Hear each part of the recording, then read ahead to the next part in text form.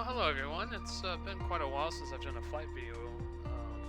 The last one I did was, I want to say late November. I did one about the decline of, let's say, Midwest airports and so forth. And honestly, I've just been busy with the holidays and I've been really debating too, like what to do next in terms of videos. I have a few ideas, but I guess one thing. So I think for this video, I'm going to make it a little more short, a little bit of update what's going on, or sorry, not tell what's going on, but kind of what I'm thinking moving forward, which I think I might do some airline videos, like focusing on some, like, Pan Am and TWA. I've kind of talked about that in my previous video, but maybe it might be better to do a little more history about it, like some of the routes and their importance in aviation, especially maybe on Pan Am. But we'll see. One thing I did at least want to kind of go over it briefly before I kind of go into what this video is mostly going to be about like my viewpoint of the airline industry for 2022, since it's just right after New Year's when I'm recording this, and also maybe my predictions or just some, let's say, more of a wish list, what I would like to see in flight sim for this year. The first thing I did want to address, and this came out last fall, is the Reno races, and I'll be honest, I don't have it, and I want to show you what. I want to show you why, and I guess I'm a little upset or concerned about it. And I want to be fair. I did went and bought the premium deluxe edition of this game, so I paid a lot more than the base game to get some extra planes I wanted, especially the 787. I really wanted that, for example. So I've spent quite a bit of money on this thing, and I'm not I'm not the best person to, let's say, isn't like hypocritical. I'm about to say, because I have caved in, bought some stuff like airports and stuff. But to get the Reno air races, like this whole collection here, it is, to be fair, on sale for $60. So let's treat it like an expansion pack. But let's say it wasn't for the sale. It's $420. And you look at this stuff. Like, okay, look at the jet class. Like, this one and probably this one's probably the two I'd be most interested in. Just from my personal choice on planes. I love jets. Having these military-style jets would probably be really cool and stuff. So you're paying, this is $100. There's 4, 5, let's see, is that what? Yeah, it's about 10 planes. So you're paying $100 for 10 planes. Now, light now is $30. Okay, that's fair. But that's just like, it's $10 a plane, which is not abnormal because there's been planes on the store by third parties for anywhere from 20 to 50 bucks. But I'm like, these planes are mostly for the air races. I think you need to get, I think it comes with there's a couple planes that are for air races that are in here by default for free in the update. And I think there's a couple you buy the main expansion pack, which is $20. That's fair.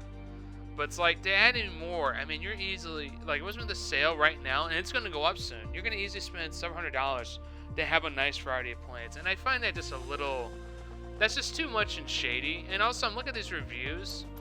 It seems like their plane packs people consider better than this. Look at this one that's been the most favorable one, but these have been more disappointing. Now, granted, maybe this because there's a few more reviews and stuff. This one has 137 reviews. And 3.8 is not bad by any means, but a lot of the usually really good content is usually easily 4+ stars. So I really just want to address this, and I'm not entirely upset how they handle this. It's just kind of like, for me, I love about this game is just the exploring, just seeing different stuff and messing around with it. And while the Reno races are probably fun and they have some cool elements to it, it's like, that'd be more of a novelty for me. So it's probably why I'm not getting it this time. I may buy the expansion and maybe buy a plane or two individually or something, just something like that. But right now, it's just kind of, it's off my radar, I think. I think this is not, I'm more interested in world updates. I'll have some wish lists down the road. Oh, anyway, that took a little longer than I probably wanted to, but just want to explain that. But I did want to go over, I think what's really interesting right now, with the Omicron variant that's spreading around the U.S. and Europe, which I'll go into how it's going on in Europe right now. What does that mean for the airline industry? So right now, in the last, this is January 4th I'm recording, in the last really 2 weeks, really right around the few days before Christmas until today, there's been countless flight cancellations. Now, some of it has been due to weather. It has been a very big couple fronts that moved through the U.S. recently that's really impacted a lot of domestic travel, especially in major hubs like in Chicago, Dulles, New York City area, the Rockies, But the other thing has been a lot of cancellation, just lack of staff because they have been infected with COVID and they're not able to operate the planes. And it's been basically a staff shortage. Very notable staff shortage caused a lot of flight cancellations. And especially here in the U.S., I mean, because the U.S. news is dominated in that element, I don't know how often it's happened in Europe, especially because there's a lot more restrictions and shutdowns over there. But I wouldn't be surprised if we've seen some of those stories in Europe as well, and potentially develop in Asia, because I think there's now an Omicron outbreak in the Philippines. Australia's having an outbreak. Has not really reached Japan or Korea because they're a lot more closed, but it just feels like a matter of time till there's at least a more notable community transmission. Those cases are up, but it doesn't seem to be exploding like it has here yet, or it has started here, as in the United States where I'm at. But that said, I was thinking, because it's already peaked in, well, peak and crash, the peak in South Africa. I was looking at the UK, and it's still, cases are still high up there, but they aren't really increasing rapidly anymore. There's like this really gradual rapid, and then it's like starting to peak, and then it comes down. It's like in that point where it's very stagnant now at the top. It almost feels like it's at a peak now, especially in London and stuff. And, I'm thinking about it, I think their cases started exploding right around early to mid-December, and we're now January 4th. So there's almost about 3-4 weeks. And the U.S. is about a couple weeks behind. So it'd be really curious how it's going to peak in the U.S. And it's really maybe thought, how's this going to impact travel moving to 2022? Because right now, at least if there's a silver lining for the airline industry, after the holidays, this is a very slow time of the year. Some business stuff and so forth, or used to be business stuff. But, it's not holiday season, schools are open, it's not summer travel, it's not spring break. So this is like, January, February is a very, pretty slow month, or slower than the later on in the year. And I was looking at it, it's interesting with 2022, or like, what's going on. It's like United, for example, has opened a lot more routes, direct routes around Europe, including like Milan, Athens, I believe, and several others. And I think Americans done something similar, and so has Delta. Not Asia as much, because right now they haven't seen Asia being as potentially reopened to international travels, because they did kind of reopen this summer to vaccinate Americans and so forth for negative tests, while like Asia, like Japan, required at least the 14-day quarantine, or might be 10 days now. They did briefly reopen until the Omicron came out, like it was like within a few weeks. They're going to reopen the students and business travelers and limit their quarantine to 5 days or something. Then Omicron came out and they just pulled all that again.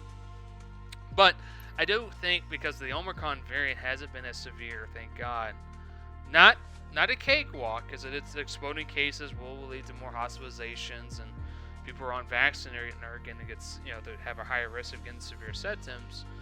It seems like it hasn't been as severe like Delta was in terms of potentially overrunning a hospital, like the amount of death, I should say, or severe symptoms. Like, this disease tends to stay more in your nostril area and less into going into the lungs. And anyway, I didn't want to go, I should stop going into too many details. But because of that, I'm wondering, if we don't really have any more major variants, and this is kind of like, let's say, the dominant variant that kind of goes around the world, where it's very spreadable and where it kind of does like what a virus does, really tries to infect as many as possible.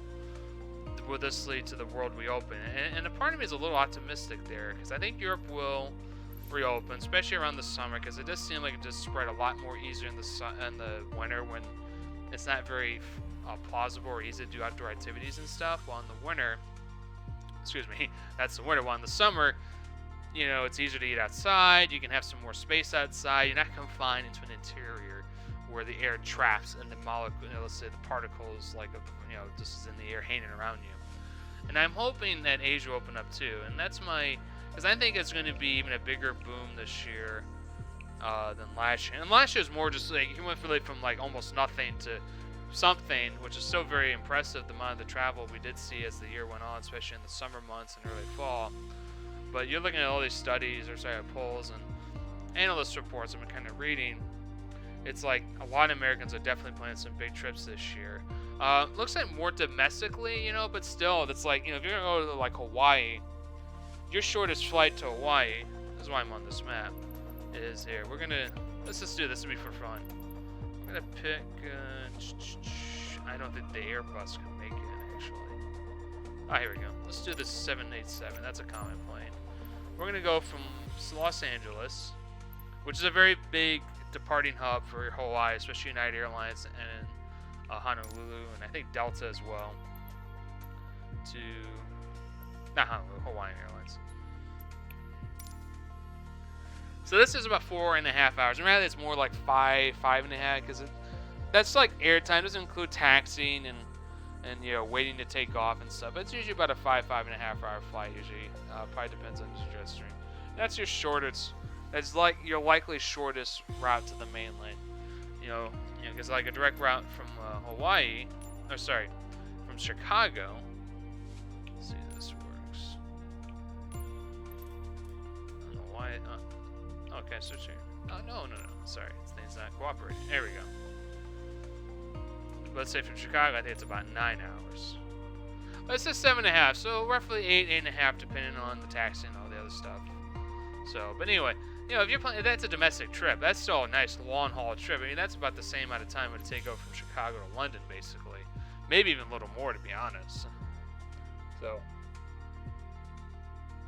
no idea. So that seems like, I think it's definitely going to pick up. Internationally, I think it would be more popular in Europe. Right now, the prices aren't bad. I was looking at that in the summer, but I'd say they could be a little better. When I look at how empty the plane is, there's some seats filled up already, so it might be one of those I would say if you're looking at Europe, potentially. I'd say wait out a little bit till the spring, see how things play out, and then kind of start making plans. The good news, at least with United, because I have been through this twice now, I had to cancel. One, when COVID started breaking out in 2020, and then again earlier this year. I didn't have COVID, I didn't have a sore throat. Something was a little off, and I decided to play it safe and it cleared up, and the next day, thankfully, they're able to at least refund my account. I'll have a rebook later, so they give me credits for that. So that was really nice of them. But yeah, I do think it's gonna be nice. I think domestically definitely continue to grow, especially to popular destinations like Orlando, New York, Los Angeles. Not just because of the Hajj, just because they're also very popular, destinations for tourists and stuff. A lot of stuff to do in those areas. So, but anyway, I think but that said, Asia is going to be the big wild card. I really hope it opens up. I like to see, these restrictions for people who want to go to Japan or down to like Korea and stuff, maybe Taiwan. But that said, I'd say that's definitely like a wild card. Maybe by the summer, maybe they'll reopen briefly or something, but we'll see. And the same could be said for some of these other countries. So anyway, that's kind of, as I said, kind of like a brief outlook what I'm thinking is going to happen. I know United's definitely increasing their input, since I fly with them, their international routes to Europe.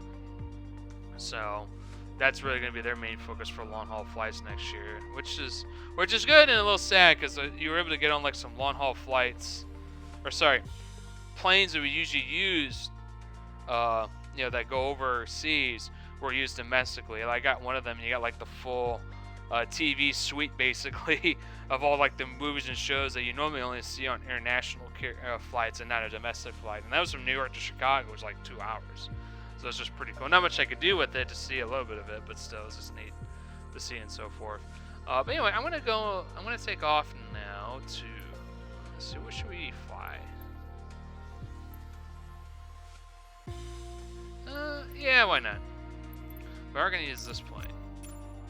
Ooh, we can get rid of that. I don't know why it's. There we go. Really picky. So this is one of the new planes. Actually, really fun. I've flown this a few times.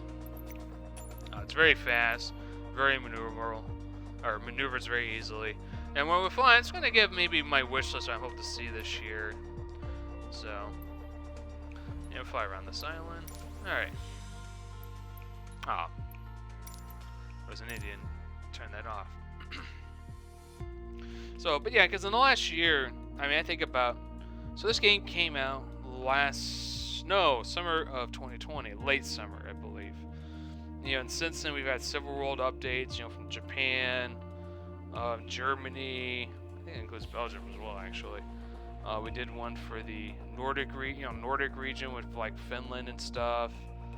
They did the UK and US, and there was good and bad with that. I would say the the European ones have been the best updates, but to be fair, they're a lot more smaller countries or areas to cover. Like with like Norway, the beauty of, let's say, Norway isn't as much in the city. There's some of the castles and stuff they do highlight. It's the natural beauty of, like, you know, you go into the Scandinavian countries. But when they did Japan, which is their very first world update, and this is actually one part of the updates here. So, yeah, let's go, alright, hold on. Oh, yeah.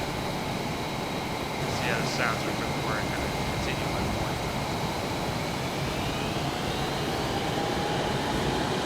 That's it. I don't think the aircraft here is in this game yet, because there is going to be a Top Gun update sometime this year. But look how fast this goes. We're already 160 knots that quickly.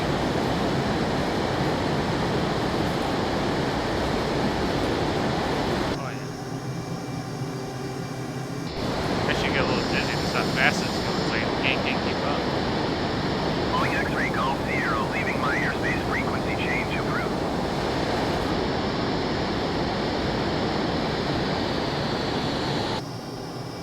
Alright, going about 340 knots. Alright, anyway, so actually, I'm going to turn this down a little bit. Sorry. But anyway, saying is the first update was Japan. I think it was a really good update. Just some really cool some cool areas. Like, you know, they did quite a bit in Tokyo.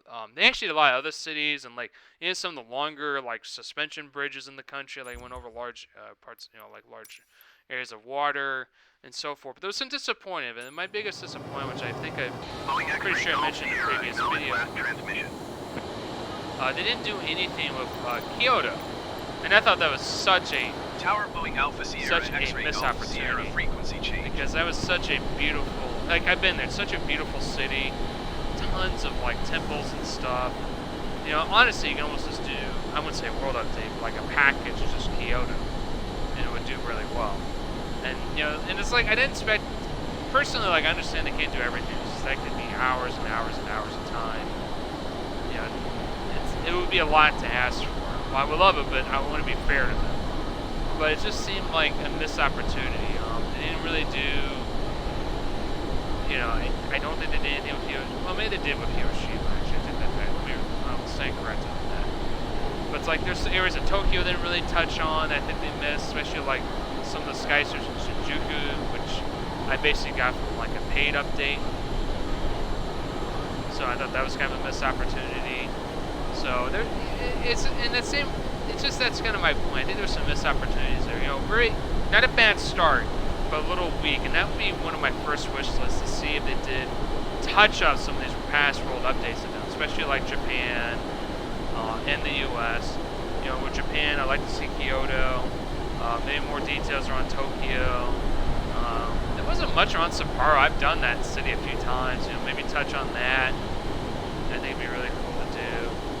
Maybe even enhance the scenery a little bit of the mountain stuff. It's still very beautiful, but I feel like there was better touch-ups of the outdoor scenery in Europe than has been in Japan, personally. And then same with the U.S. Like, you know, they did a lot of stuff, especially like, you know, catching like Mount Rushmore. You know, some of these major monuments or like cool bridges and stuff. But then, like, they did nothing really in Chicago. In fact, I actually downloaded update, at least add the real buildings and stuff. And I'm like, you know, why is the Willis Tower like this generic looking building, or whatever it's called? It used to be the Sears Tower, tallest building in Chicago. You know, why is there nothing for, you know, why are the buildings like around Grant Park, which is a pretty well famous skyline, kind of pretty in a way, but then when you get closer, kind of very not accurate and very bland looking. Like, you would think something like that would have made the cut in terms of like a big update for the U.S. And there's other cities I felt the same way. They didn't have the arch. You know, I'm like, why isn't the arch in there? I mean, that's like a landmark that's been, you know, featured so much in media, you know, movies and shows throughout, you know, the years, basically.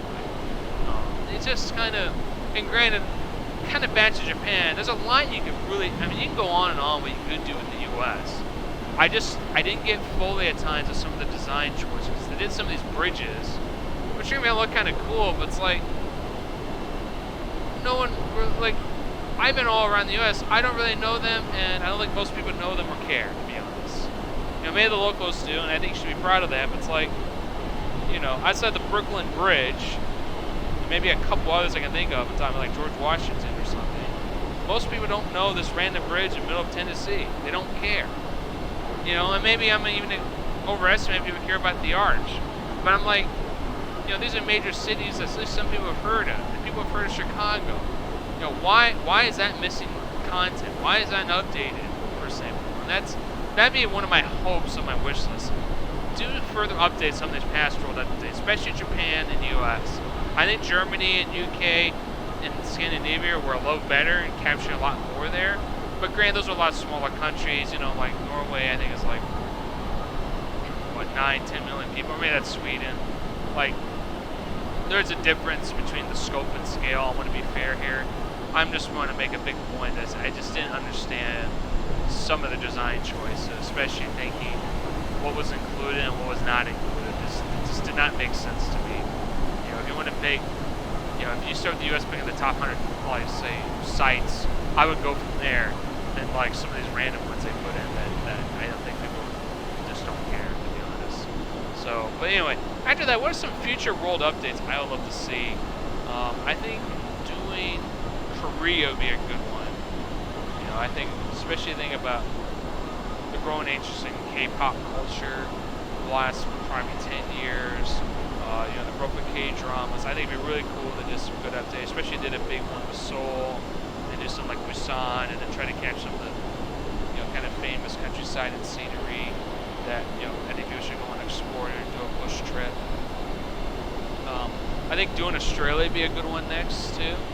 Obviously, they got some famous sites, you know, like the Opera House and so forth. But there's probably a lot more they can do down in Australia, maybe New Zealand. That's a gun.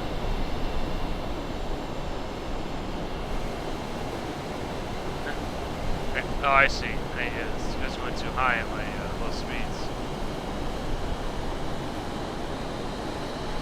Oh, that should fix it.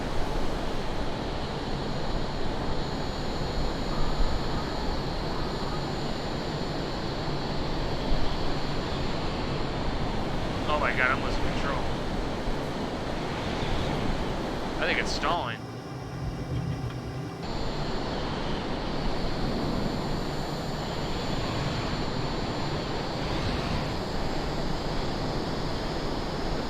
Oh, you know, it's also really windy here. Alright.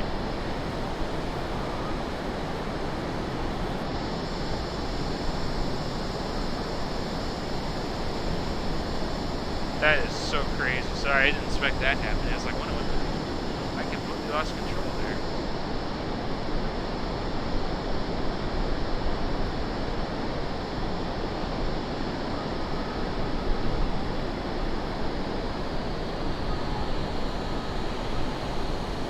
Alright, anyway.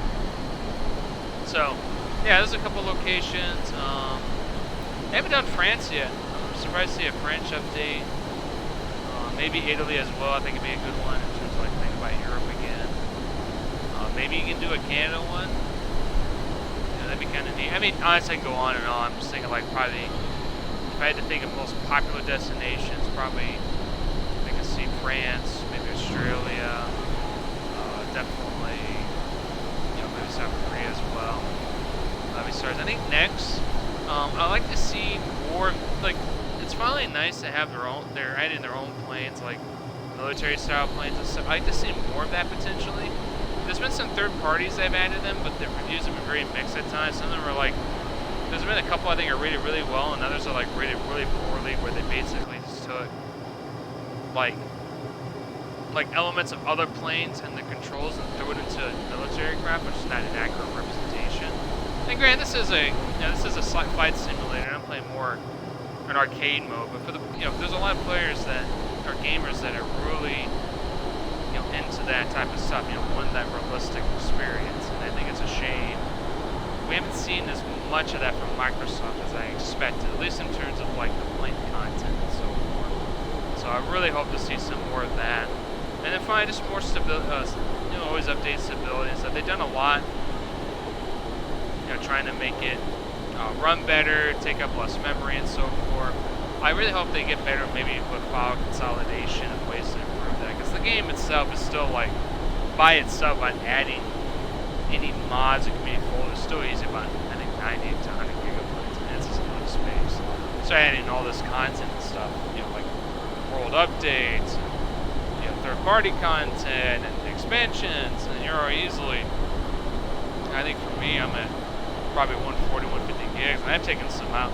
I used to have a lot more stuff like flight libraries and airline lists I never used. I got rid of that. When I deleted that original folder, that was like 80 gigs of just libraries. It's just insane. So, well, anyway. Let's see if we can land this plane and not crash it.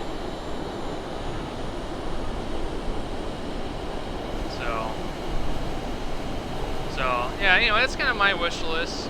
Yeah, I just felt like doing a video, kind of get a quick update, some thoughts of this year of the airline industry, and also for this game. So far I'm still loving this game. It's one of my company games. It's nice to fly around, see some new stuff. Like I know I've been to this island once before, maybe twice, but it's kind of a cool little volcano island. See, there it is. That's it right there. I think it's a dormant volcano, but I could be wrong. Maybe alive, but it's not like one of those things. Actually, I don't think it's dormant. I think it's alive, but it's not in that, like, risk of...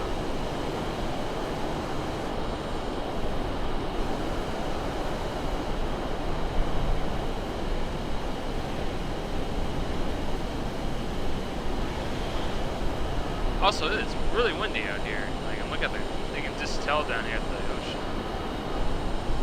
There it is. I'm not very optimistic this will land very well, but we'll see.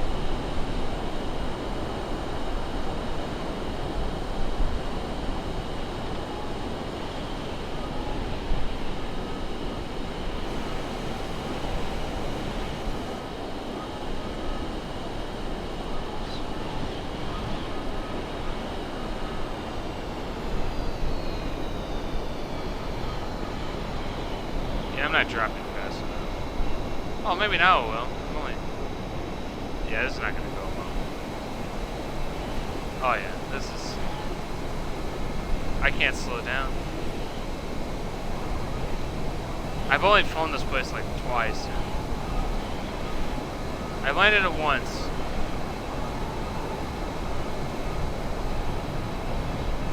Oh, we're landing. Oh yeah. Oh yeah. Oh yeah. Ooh! I should knew that was going to happen. Anyway, it shows you that it is a lot harder and different to fly an F-14 than it is a Airbus 320. So, anyway, I hope you guys enjoyed the video. I'm going to leave this in that. That was just a little funny. I actually did turn off for a while, like no damage crashing, and once I had a plane, like, real quick, I had to tell you, it's like its nose was like dipping into the ground with the propellers going through the ground, and it's just like you're just sitting there and everything's like normal for the pilot. It was really funny. So, all right. Well, anyway, I hope you guys enjoyed this little video. Have a good one.